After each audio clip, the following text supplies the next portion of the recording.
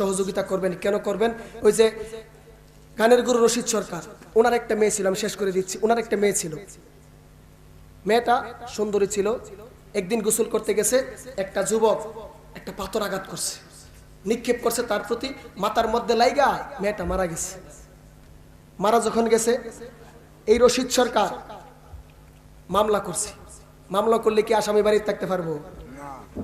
বাড়িতে থাকতে পারবে না। এখন এই ছেলে আর ছেলের বাবা বাড়ি ছাড়া তাহে। হঠাৎ কইরা শুনলো রশিদ তো পীরের মুরিদ। কিসের মুরিদ? হ্যাঁ, পীর মুরিদে যায় আছে না নাই?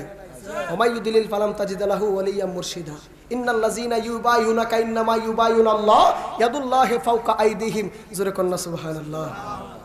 আপনি নবীর হাতের মধ্যে হাত রেখা যারা বায়াত রাসূল গ্রহণ করলো, তারা জান্নাতের শপথ নিল।